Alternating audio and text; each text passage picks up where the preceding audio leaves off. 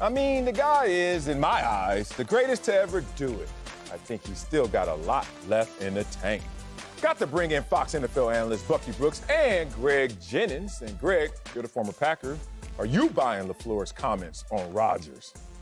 Yeah, man, I've bought him since I first got into Green Bay and I saw this kid. I knew he was going to be something special. No, I'm just joking. Yeah, right. I am buying what Matt LaFleur is saying for a couple reasons. And I cannot wait to hear Bucky's rebuttal. I can't wait because I know it's coming. But anyway, for me, when you look at Aaron Rodgers and what he's been able to do over the course of his career, he's been elite from start to now. Elite to the point to where our expectations of him are so high that when he has a low, it is still higher than most quarterbacks in the National Football League. And when you're Matt LaFleur and you come into an organization and you get to take on a quarterback like that and you see what your offense could potentially look like, and then it actually flourishes into something special because of what this quarterback brings and what he can provide, yes, you're going to say this is the guy, one of the best to ever do it, if not the best to ever do it, because I've seen it. I've seen it in real time. I've seen him in the way his mind works, what I can put on his plate, what he's able to do later in games as far as comeback wins and what have you. And then on top of that, he is a 3-time MVP of the National Football League.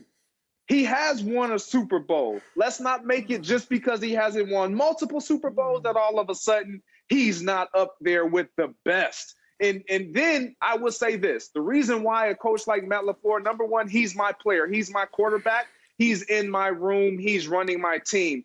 But when you compare Aaron Rodgers to the field, the Patrick Mahomes, the Russell Westbrooks, Tom Brady's, whomever, as far as talent, the only one that really meets that standard, and we all would probably agree to this, is Patrick Mahomes. But if I am Matt LaFleur, would I take Pat Mahomes over over Aaron Rodgers?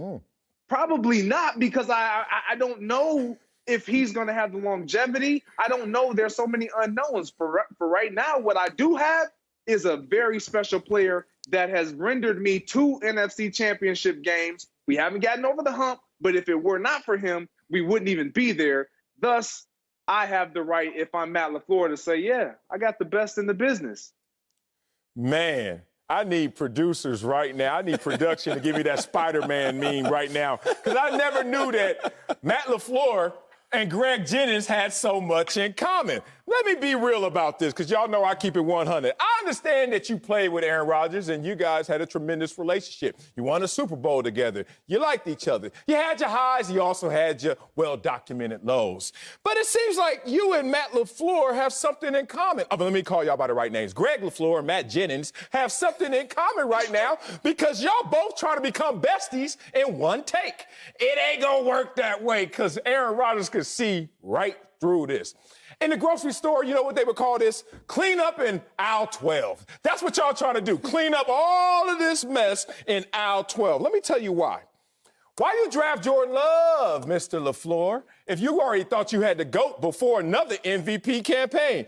And you know he lying. This is why you know he lying. Because the quote is, we're already off. Strong start there. The guy is, in my eyes, in my eyes. If he is, he is. If he ain't, he ain't. All this in my eyes is qualifiers. You know why? Now we got to break every word down. Say it with your chest if you really believe it. But let me give it to you for real. And you know this. You got to agree with me here, Greg LaFleur. Coaches have weird egos. And when they mess up on something, because they walk around like authoritarians, this is my team. This is true. This is weird. This is my team. What? And then when they step in it, they overcorrect. They go too far. Let me give you a story to let y'all know what this feels like. When you the backup, coach don't even be speaking to you. Be like, I say a good joke. Coach looking at me like, man, Wiley, shut up. You know what I'm saying? I'm the backup. All of a sudden, the starter gets hurt. Coach come in the next day, hey, Wiley, where you been, boy? This is what Matt LaFleur is doing. He overcorrected, and Aaron Rodgers could see right through this.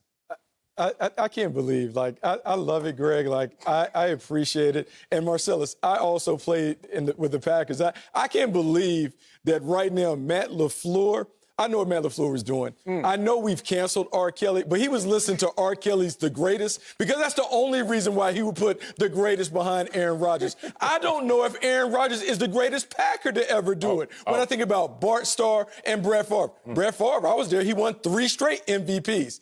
And when I think about Aaron Rodgers, you would like to think someone who is the greatest has multiple Super Bowl rings, someone who is able to maybe even win multiple playoff games, which he's only done twice in his career. In fact, when I think about Aaron Rodgers, I don't know if Aaron Rodgers is greater than Donovan McNabb. And I know, look, this is going to be a hot take, but let's come and let's make it hot then.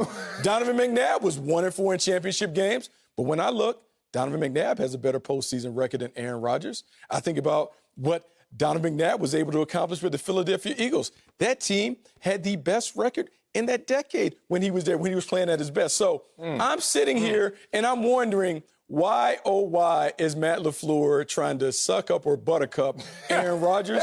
I can't understand it because there are better words that he could have used besides the greatest. The greatest means you're an all-time great in the same class and category as Tom Brady, Joe Montana, Roger Staubach, others. There is no way we can put Aaron Rodgers in that category as the greatest, maybe most talented, not the greatest for sure. So now we're putting Donovan McNabb in that category, and I love Donovan. I do. I mean, why but not? How many? Look at your notes. Look down at your notes, and then read to all of America how many MVPs Donovan McNabb has. Hey, Bucky. I mean, he doesn't have any. Okay. That's what I thought. And so for me, when we talk about the greatest, I get it. The first criteria is wins. And he has wins.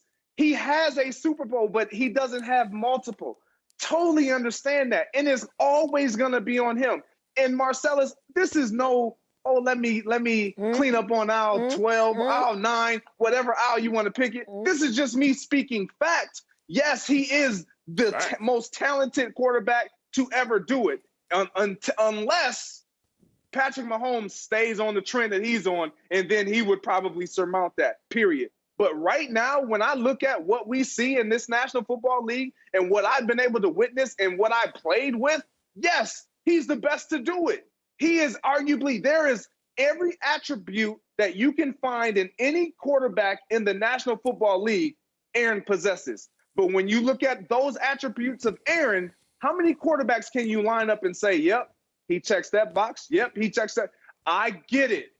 In terms of the GOAT and in terms of the most wins and how it's been done to the most elite level, nobody compares to Tom Brady. But when you talk about a head coach who understands what he's dealing with, I feel you on that, Marcellus. I totally feel you on that. He's treading that water very smoothly and very lightly. But he truly does believe that this is a guy that is not like anyone else. And none of us up here can sit here and say, oh, yeah, there's 31 other guys that I would take in front of Aaron Rodgers, or there's 30, or there's 28, or 25 other guys that I would. You won't even say 5 guys that you would take in front of Aaron Rodgers right now, Bucky. But I didn't say most talented. Yeah. He said the greatest to ever do it. And based on what he said, he cannot be in that category. Because when we're talking about the greatest, we're talking about GOAT conversations. He's not a GOAT. He doesn't have enough on the resume to be considered the GOAT. I mean, Eli Manning has 2 Super Bowl wins.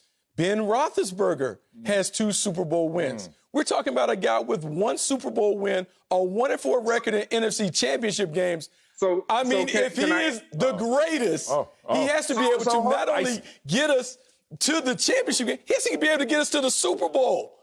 So is it solely about wins? Because if my memory serves me correctly, we don't look at that and compare that in the NBA when we talk about the great, because Jordan has 6, Bill Russell has how many? 11. Oh, okay. Yeah. Okay, but we don't consider him the GOAT. So this is where I feel like we place the category of wins where it matters most and when it's most effective. And right now, Aaron can't compete when we're talking about just solely Super Bowl wins. But when we talk about wins in general and everything else, and who would you take? You can't sit here and tell me you got something taking other guys. I like the eject, Yana. I mean, we're talking about the greatest conversation. We talk about Jordan and LeBron. LeBron has titles. Jordan has titles. He has more. We don't throw Dirk Nowitzki in there with one title. We don't talk about Dirk being the greatest. Like, he said the greatest. If he didn't use the greatest, if he used the most talented, then I would sit up here and be like, hey, man, I'm with him. But the greatest, we can't give that a number 12. Yeah, Greg, you moved the goalpost a gang of times. I know your ass been weightlifting of late, but damn, you said talented. Nobody asked about that. And then you said, well, right now, name quarterbacks that are active. We're not talking about that either. Greatest to ever do it. Oh, you done messed up Matt LaFleur right here. Because I'm with you, Greg. It ain't all about just ring counting. Who has the most rings, they're the greatest. I give you that. But how you got to your opportunities or how you performed in those championship moments, that matters. Let's bring up a full screen to really hammer home my point right here about Aaron Rodgers in championship games in his career. This is the greatest to ever do it. 1 and 4. Okay, you can look at the other greats, Brady, Elway, Montana, see their records all better. But let's talk about passing yards per game. I'm going to give Aaron Rodgers that. 1, he's the youngest, so we all know you're going to throw for more. You got to give it to him. It's right there on the screen. Yeah, but there's a reason why, because it's a more passing league. He's the youngest, and it's empty calories. Because now we're going to get to what really matters. Aaron Rodgers, in 5 championship games, has 9 touchdowns and 8 interceptions. Woo, that is substandard for Aaron Rodgers. Now look across the board. You're not seeing that. But let's get to passer rating. Aaron Rodgers. What is your passer rating doing down there? That's some Carson Wentz territory. Passer rating at 83 when it matters most. So when you need him the most, you get the least out of Aaron Rodgers. To me, that doesn't add up to you being the GOAT. Doesn't add up to you being the greatest of all time. It adds up to why maybe you only have 1 ring.